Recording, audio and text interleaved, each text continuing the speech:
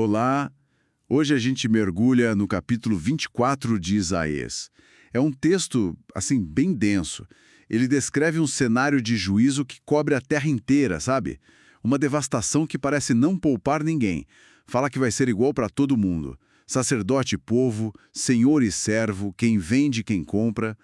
Vamos tentar entender melhor essas imagens fortes, as causas e as consequências que o texto aponta. Exato.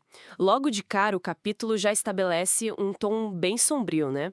Diz que o Senhor vai arrasar a terra, devastar tudo.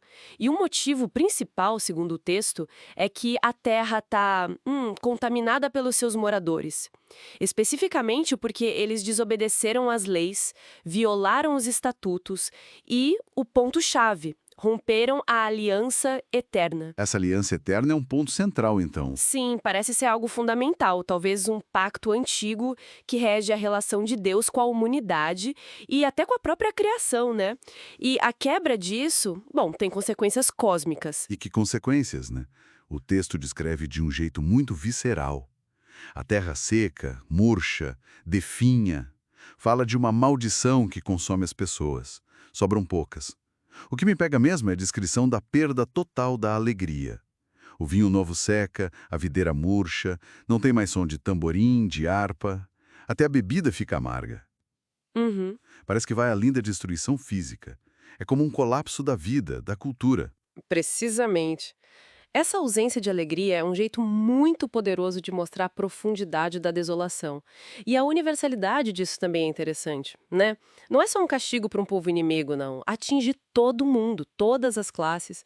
A cidade vira ruína, casas fechadas, e o pessoal clamando por vinho na rua, que era símbolo de alegria, e agora não tem mais.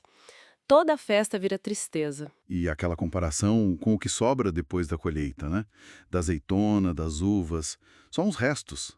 Reforça essa ideia de esvaziamento quase total. É bem desolador. Sim, e é interessante notar, assim, que esse capítulo tem muito daquele estilo que a gente chama de literatura apocalíptica, sabe?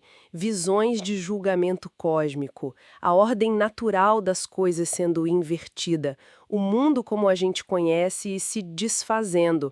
Era um jeito forte de falar da seriedade da transgressão e do poder de Deus sobre tudo. Mas aí, no meio dessa desolação toda tem um contraste, né? O texto fala de umas vozes que se levantam. Gente aclamando a Deus do Ocidente e do Oriente, cantando glória ao justo. Como é que a gente entende essa tensão?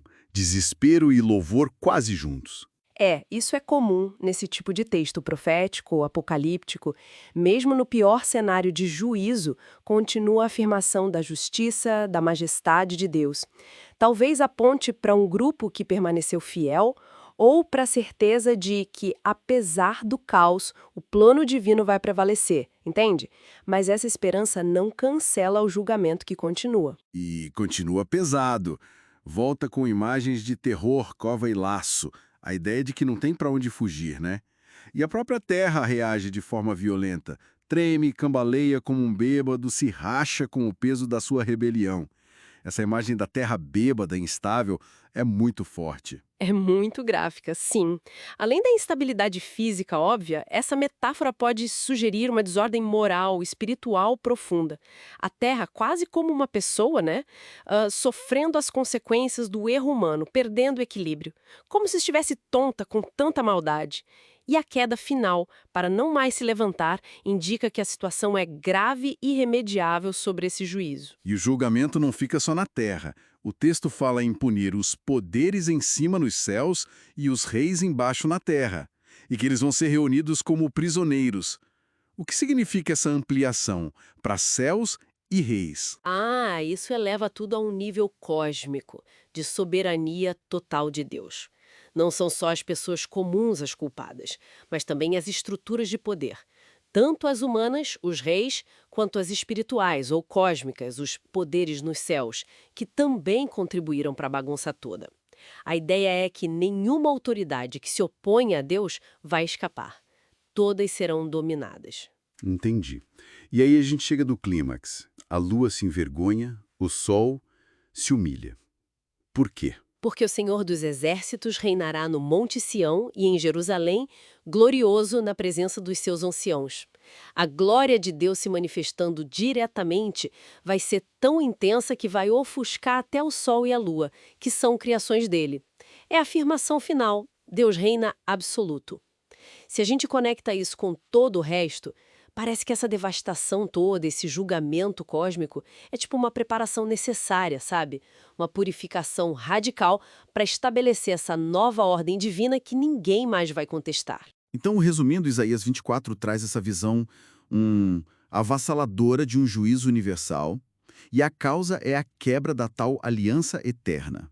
A gente viu como isso afeta a natureza, a sociedade e a alegria das pessoas, até os poderes lá em cima. E tudo termina com a afirmação do reinado absoluto de Deus. Exatamente.